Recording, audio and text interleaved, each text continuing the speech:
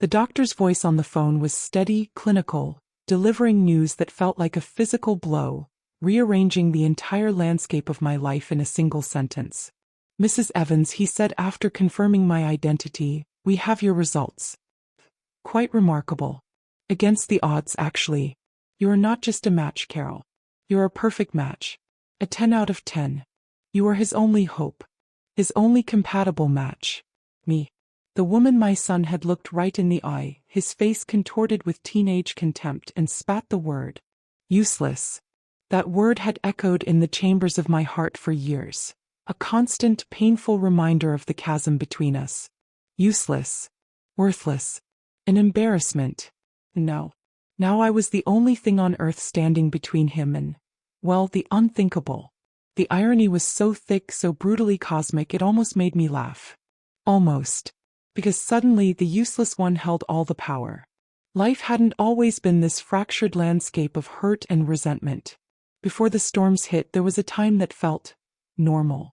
As a young mother, raising Liam mostly on my own after his father Richard and I split, my world revolved around him. I remember the small, warm weight of his hand in mine, the sleepy bedtime stories, the scraped knees that only my kiss could make better. We lived in a quiet suburban street, in a house that was lived in, maybe a little worn around the edges, with fingerprint smudges I could never quite keep up with, and a garden that always seemed slightly wild. My job as a medical administrator wasn't glamorous, certainly not by Richard's new standards, but it was steady. It paid the mortgage, bought the groceries, funded Liam's growing feet that always needed new soccer cleats, covered the school trips I wanted him to experience. I wasn't a saint. There were nights I came home bone-tired from juggling work and single parenthood, times money was worryingly tight, moments my patience wore thin.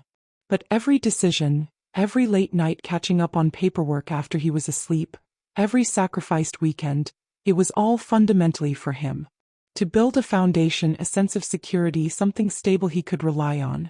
Richard, his father, paid child support, yes, usually when it was due. But his presence was often more critical than caring. He'd remarried quickly to Clarice, a woman who seemed to perfect the art of the backhanded compliment and viewed me with a kind of polished disdain. Richard's new life was shinier, bigger, and my struggles seemed to provide him with a sort of detached validation for leaving. So Liam was my center. Our routines, pancakes on Sunday mornings, movie marathons huddled on the couch, the shared triumphs and frustrations of homework.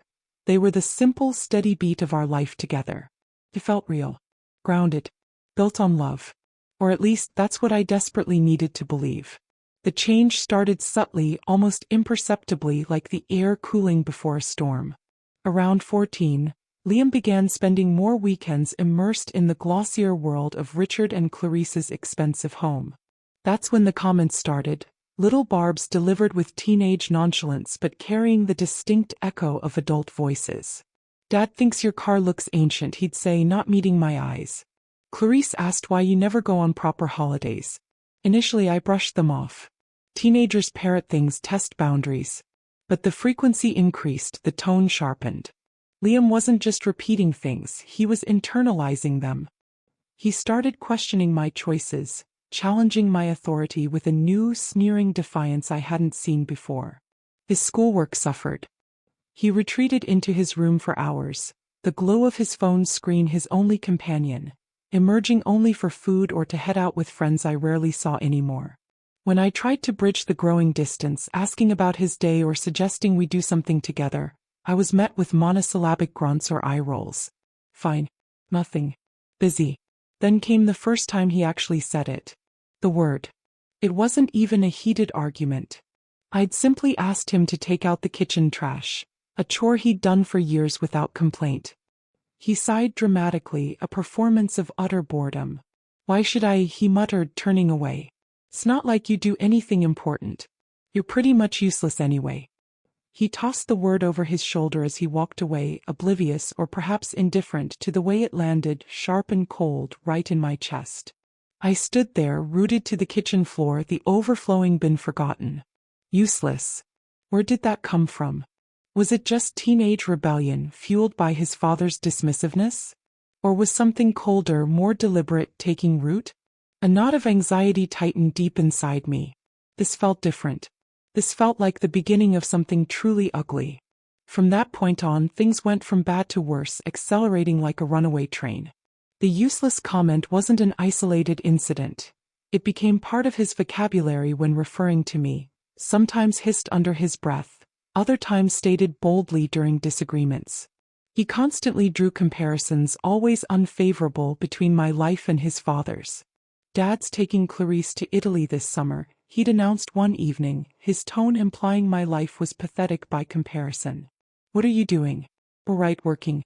Clarice has a nutritionist and a personal trainer. He just walks sometimes."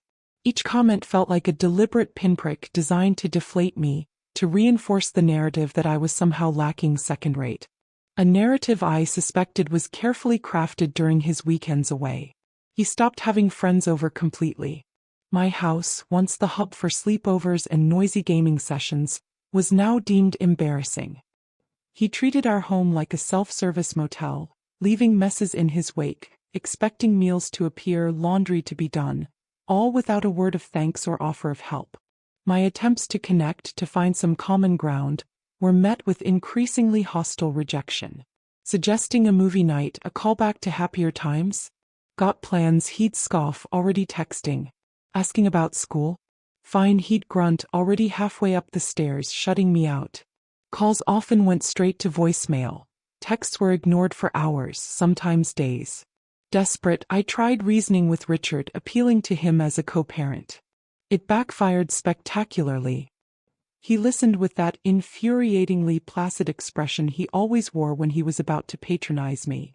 "Maybe you're being too overbearing, Carol," he suggested, his voice smooth as silk. "He's finding his own feet, becoming a man. He sees how Clarice and I live our dynamism. Perhaps he just finds your routine a bit limiting." Limiting. There it was again. Another carefully chosen word to diminish me, to paint me as the obstacle to Liam's supposed growth. It became brutally clear Richard wasn't just passively observing Liam's behavior. He was actively encouraging it, subtly poisoning our relationship to bolster his own image. He needed me to be the inadequate one, the useless one. The arguments between Liam and me became toxic cycles of accusation and defense. He'd dredge up old grievances, twist my words, parrot phrases that sounded suspiciously like Richard or Clarice. "You always play the martyr, Mom," he yelled during one particularly nasty fight about his curfew, which he'd blown off entirely. "Dad says you use guilt to manipulate everyone." The injustice of it burned. Tears pricked my eyes, hot and angry, but I blinked them back fiercely. I wouldn't give him the satisfaction. But beneath the hurt, a different feeling was crystallizing, a cold, hard anger. This wasn't just a troubled teen. This was calculated cruelty, nurtured and encouraged by the people he admired. The son I adored was being systematically erased, replaced by this hostile stranger who seemed dedicated to proving my worthlessness.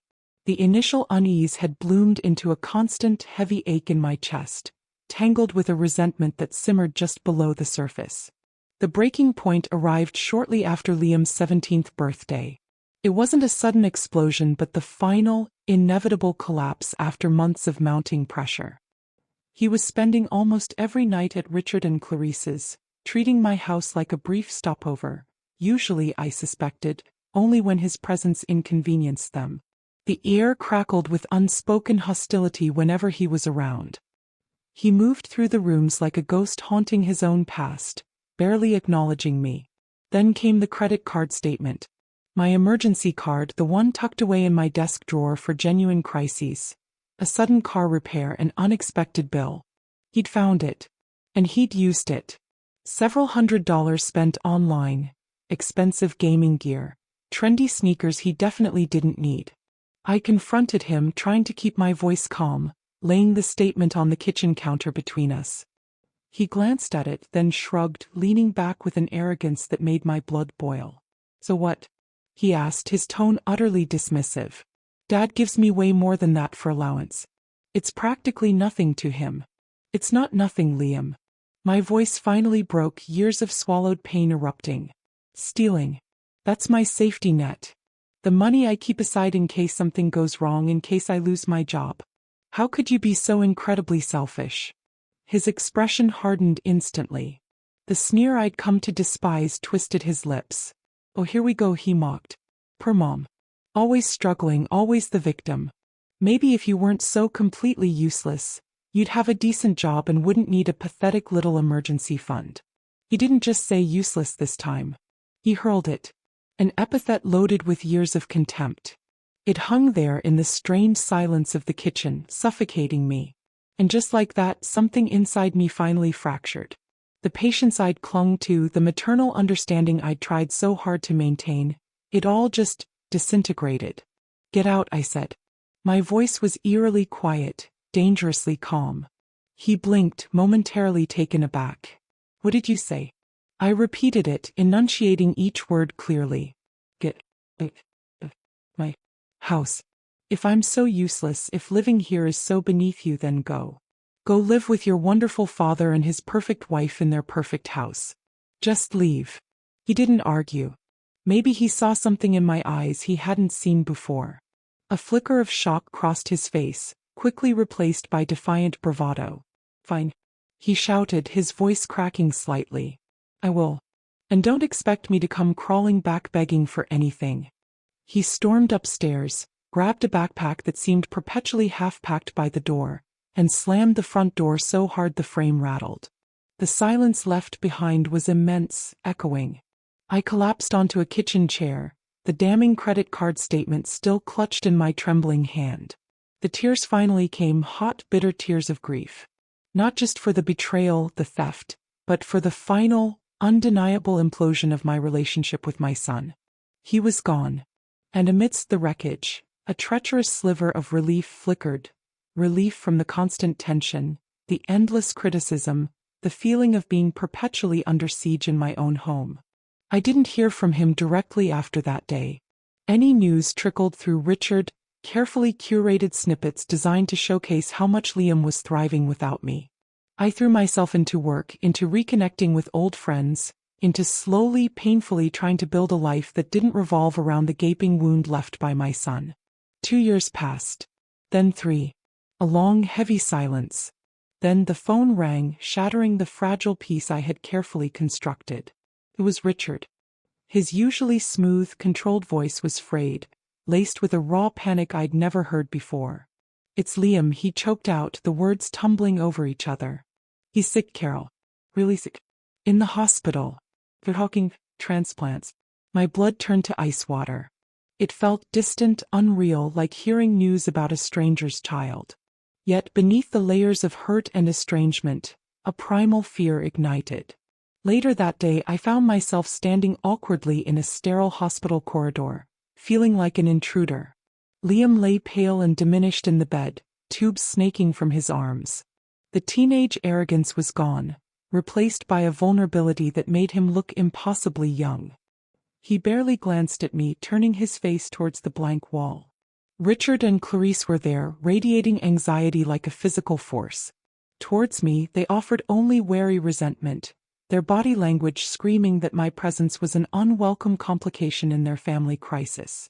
The diagnosis landed like a hammer blow: severe aplastic anemia. His bone marrow was failing catastrophically. He needed a transplant. Immediately, the desperate search for a donor began. A flicker of hope when Richard was tested. Fathers often share compatible markers.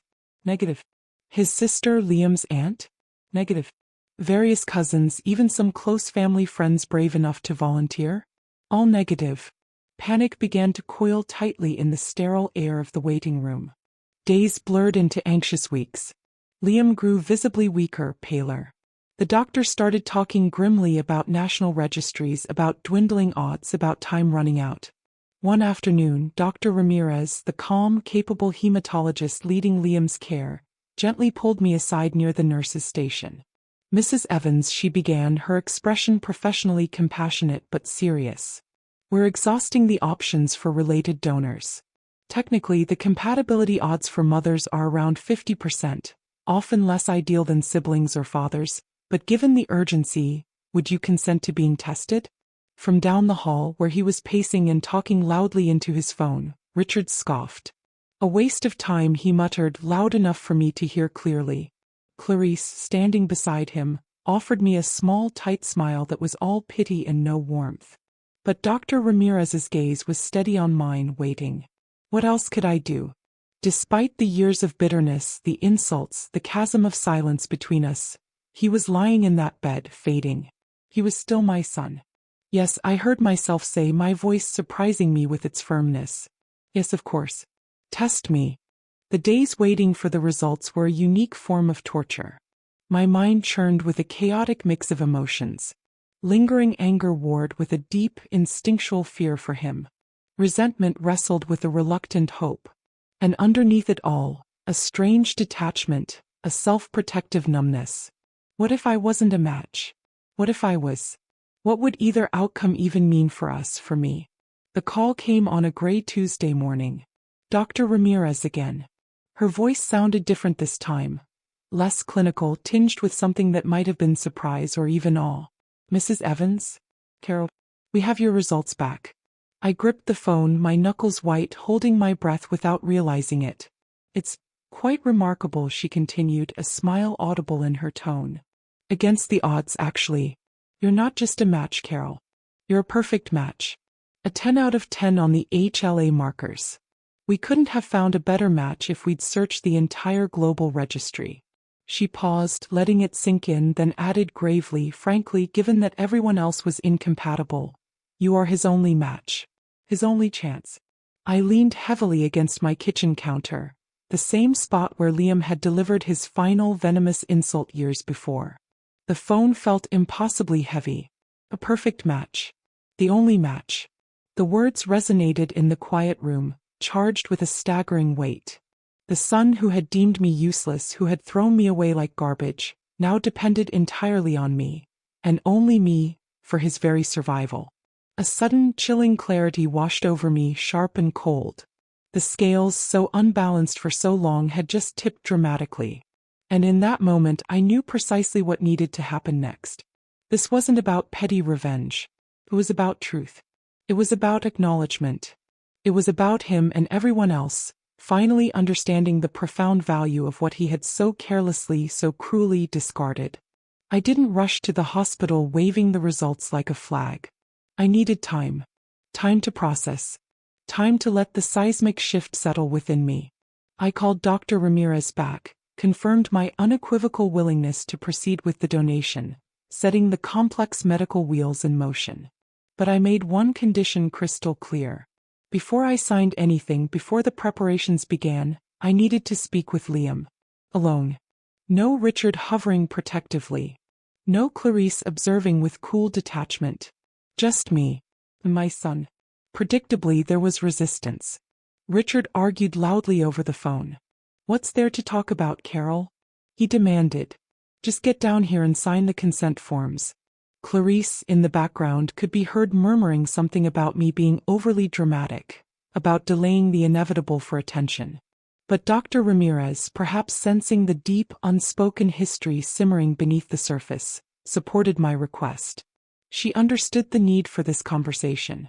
She arranged it, clearing Liam's room for 30 minutes the following afternoon, ensuring privacy. Walking into that stark white hospital room felt strangely theatrical, like stepping onto a brightly lit stage for a final act. Liam looked impossibly frail against the pillows, the usual defiant spark in his eyes extinguished, replaced by a raw, undisguised fear. When his gaze met mine, it was wide, uncertain, searching. I pulled the visitor's chair close to his bedside, the cool vinyl sticking slightly to my hand. The only sounds were the rhythmic sigh of a ventilator nearby and the soft, insistent beeping of his cardiac monitor. The silence stretched, thick with unspoken words, years of pain hanging between us. So I began, keeping my voice low, deliberately steady. Dr. Ramirez told you the results? He nodded mutely, his gaze dropping to his hands, which were twisting the thin hospital blanket. He swallowed hard, his Adam's apple bobbing. She told you I'm a match? I pressed gently. A perfect match, as it turns out. I let the words hang in the air, each one landing with calculated weight. The only match they found, Liam. The only one. Another small nod. His knuckles were white. Funny, isn't it? I continued, the cold clarity still holding me firm, insulating me from the tears that threatened just behind my eyes. The way things sometimes work out in life. A long pause. Liam, I said softly but firmly. Look at me. Reluctantly, painfully, he lifted his head. His eyes swam with a desperate, unspoken plea. For years, I said, my voice remaining level, devoid of accusation but loaded with the weight of truth. You treated me like I was nothing. Less than nothing. You dismissed me, you insulted me constantly, you belittled every single thing I did, everything I represented. You chose to believe the narrative fed to you by your father and his wife, that I was weak, inadequate, embarrassing. He flinched as if struck. Mom, he started, his voice raspy. No, I interrupted, my tone softening slightly but losing none of its firmness. Oh, Liam. You don't get to speak just yet. This time you need to listen. You need to truly hear this. Do you remember? Do you remember the word you used? The favorite one.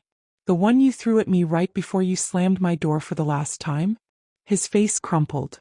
Tears welled and spilled over, tracing paths down his pale, gaunt cheeks. Shame washed over him, real, unvarnished shame. I saw it flicker raw and painful. He whispered the word so low I could barely hear it. Useless. Useless, I echoed, the single word tasting like poison on my tongue. That's right. I was useless. My home was substandard. My job was a joke. My entire life was limiting. According to you, following the script written by Richard and Clarice, I possessed absolutely nothing of value. Nothing worth respecting. More tears flowed freely now. Not, I sensed, the manipulative tears of the past, but tears of profound, dawning regret. And yet, I leaned forward just a fraction, lowering my voice, forcing him to meet my gaze. Here we are. Your life hangs in the balance. Every doctor agrees on that. And the only person on this entire planet, Liam, the only one capable of saving you, is useless old me. I watched the full impact of it land. The crushing, undeniable irony. The complete reversal of the world as he knew it. I'm so sorry, he choked out, the words thick with emotion, tears streaming down his face now. I was so stupid.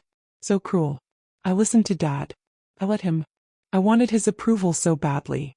I was angry about the divorce, about everything, and I took it all out on you because you were safe. Because you always loved me anyway. I see that now. I am so incredibly sorry. For everything. Please. It wasn't absolution. Years of deep wounds couldn't vanish in a single tearful confession. But it felt genuine. Stripped bare by fear and illness, the arrogant facade had crumbled, revealing the lost, scared kid underneath, finally forced to confront the devastating consequences of his actions. I know you're sorry now, Liam, I said, my voice softening further. Because you're desperate. Because you need me. But needing something isn't the same as valuing it. Truly understanding the depth of what you did, the pain you inflicted, that's the crucial part. I took a slow, deliberate breath. I will do it. I will donate the marrow. I won't stand by and watch you die. You are still my son despite everything. Relief flooded his face, so potent it was almost painful to witness.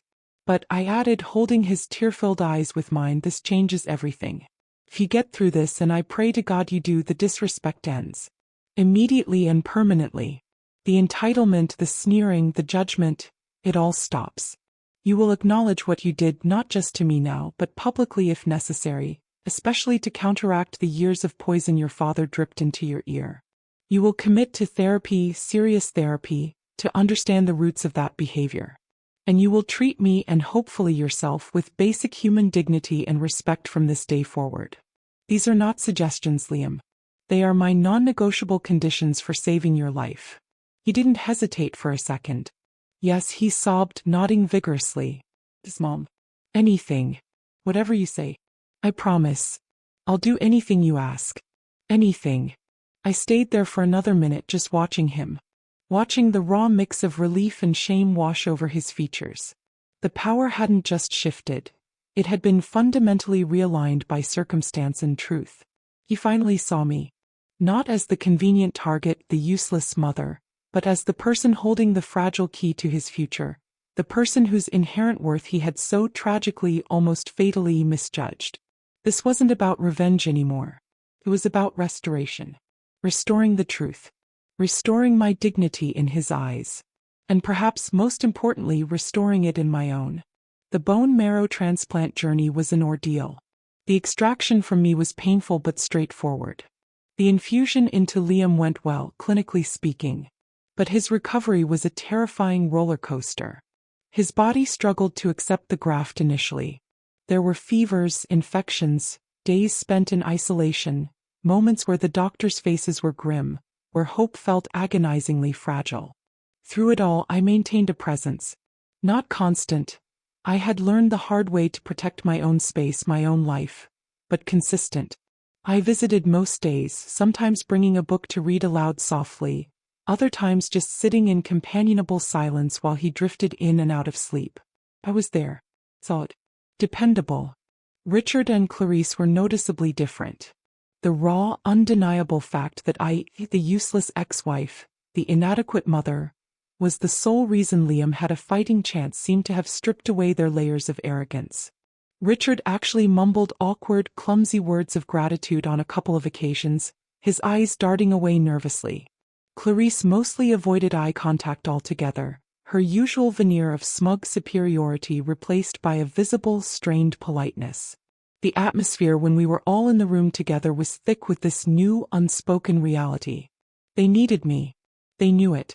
The power balance had irrevocably shifted and their discomfort was palpable.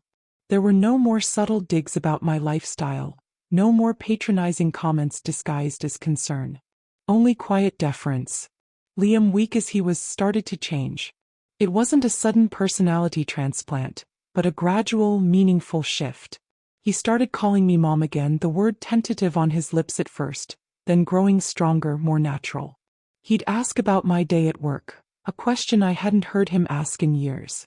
He thanked me over and over, his voice thick with emotion, not just for the life-saving cells, but simply for showing up, for not turning my back on him despite everything. As he slowly regained strength, our conversations deepened. He talked haltingly about the dynamics at his dad's house, the subtle ways Richard pitted them against each other, the constant pressure to conform to their image of success, an image that inherently involved looking down on me. He didn't excuse his behavior, but he started to unpack it, piece by painful piece. He began virtual therapy sessions right there from his hospital bed, taking that first difficult step towards fulfilling his promise. Months later, long after the discharge, after the slow, arduous process of regaining his immune system and his strength had begun in earnest, we met for coffee in a quiet cafe. It felt fragile, tentative, like walking on newly formed ice, but there was an underlying current of hope. He looked healthier, the haunted look in his eyes replaced by a quiet resolve. He told me about setting firm boundaries with Richard, about difficult, necessary conversations where he refused to be drawn back into the old dynamic of blame and disrespect. He apologized again, more articulately this time, referencing specific hurtful incidents, specific cutting words, showing he truly understood the weight of his past actions. My life isn't suddenly a fairy tale. The scars from those years, the echoes of that word, useless, they haven't vanished entirely. But the constant grinding ache of feeling worthless in the eyes of my own child has finally begun to recede. It's being replaced by a quiet, steady strength, a sense of hard-won peace. I learned that justice isn't always loud and dramatic. Sometimes it's the quiet, undeniable force of reality stepping in. Sometimes it's the universe delivering a lesson so profound, so inescapable, that it fundamentally changes people. Liam learned, in the most terrifying way imaginable, that no one is truly useless, least of all the person who gave you life not once but twice. And I learned, finally and irrevocably, that my value was never contingent on his validation or anyone else's. Reclaiming his respect wasn't the ultimate prize, but it felt like closing a deeply painful chapter, allowing me at long last to truly begin healing and move forward into my own future.